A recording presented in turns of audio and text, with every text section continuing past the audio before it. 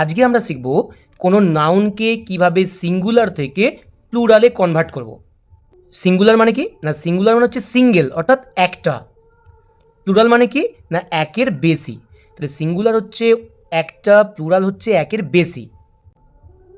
কোনো singular নাউনকে plural করতে গেলে দুটো নিয়ম ফলো করতে হয়। একটা হচ্ছে সিঙ্গুলার নাউনের শেষে এস অথবা ইএস যোগ করে প্লুরাল করতে হয়, আরেকটা হচ্ছে যার কোনো বাঁধা ধরার নিয়ম নেই।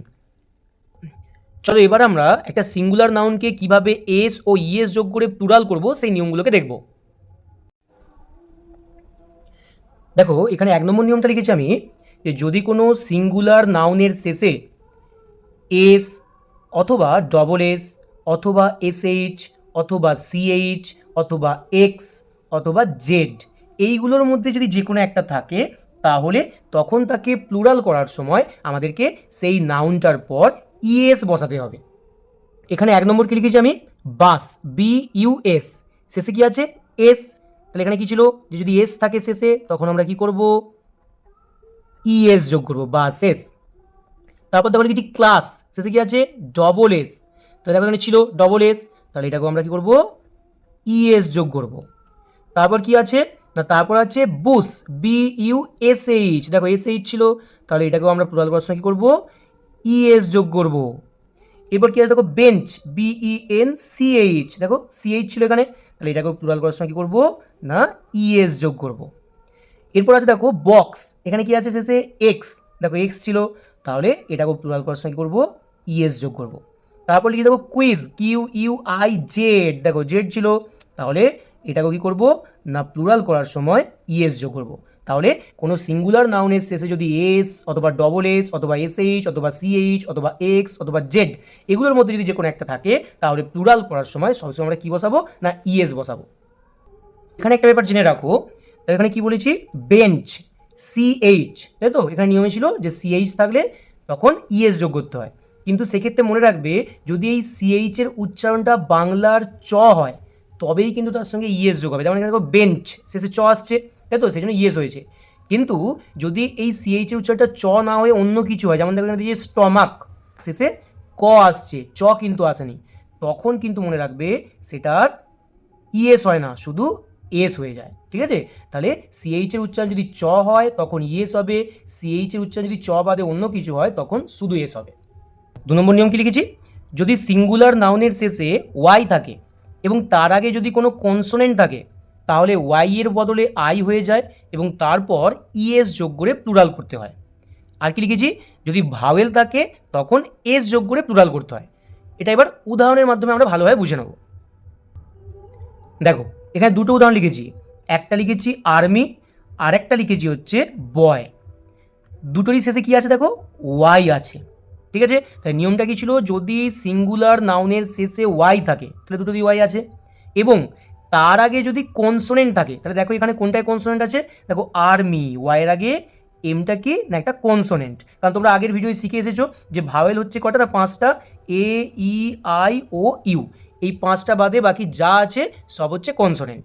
তাহলে ওয়াইয়ের আগে এমটা কনসোনেন্ট আছে, তখন আমরা কি করব না ওয়াইটার বদলে, তাহলে ওয়াইটা না লিখে এবার লিখবো আমরা আই, তারপর কি করব ইএস যোগ করব।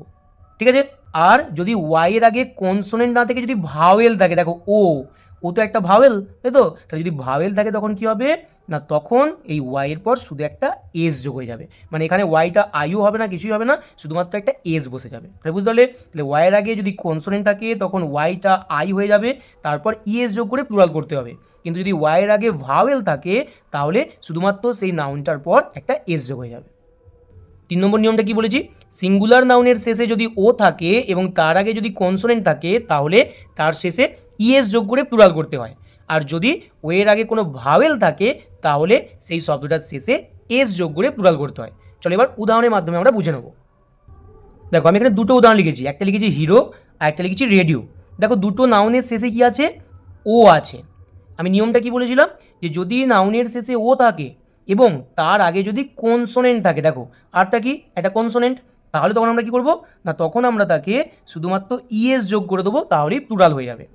কিন্তু যদি এই ওয়ের আগে যদি কনসোনেন্ট না থেকে যদি ভাওয়েল থাকে, দেখো আই তো একটা ভাওয়েল, তাহলে তখন কি করব না তখন শুধুমাত্র এস যোগ করে দেবো। তাহলে ও এর আগে কনসোনেন্ট থাকলে ইএস যোগ করবো, ও এর আগে যদি ভাওয়েল থাকে এস যোগ করে প্লুরাল করব।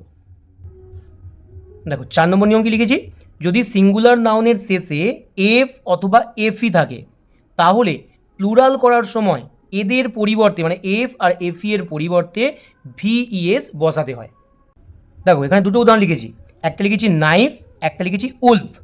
দেখো নাইফ শেষে কি আছে এফ ই, উলফ শেষে কি আছে এফ। তাহলে কি নিয়মে বলা হয়েছে যে যদি নাউনের শেষে এফ ই অথবা এফ এদের মধ্যে যদি যে কোনো একটা থাকে তাহলে কি হবে প্লুরাল করার সময় এইগুলোর পরিবর্তে ভিইএস বসে। তাহলে আমরা কি করবো এখানে কে এন আই, তাহলে এফ ইটাকে তুলে দেবো, এর পরিবর্তে করবো ভিইএস।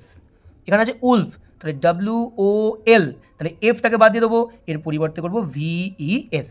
এই 4টে নিয়মের বাইরে কোনো সিঙ্গুলার নাউনের শেষে যাই থাক না কেন সেগুলোকে প্লুরাল করার সময় আমরা এস বসিয়ে প্লুরাল করব। দেখো এবার দেখো আমি কয়েকটা এখানে নাউনের সিঙ্গুলার আর প্লুরাল করে দিয়েছি।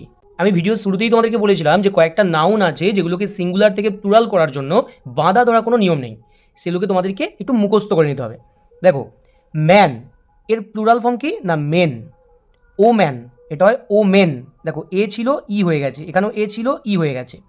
টুথ এটার প্লুরাল হয় টিথ, দেখো ডবল ও ছিল সেটা চেঞ্জ হয়ে গেছে ডবল ই। ফুট ফিট, তাহলে ও ছিল ই হয়ে গেছে। গোজ এটা হয়ে গেছে গিজ। অক্স অক্সেন একটা ইএন যোগ হয়ে গেছে।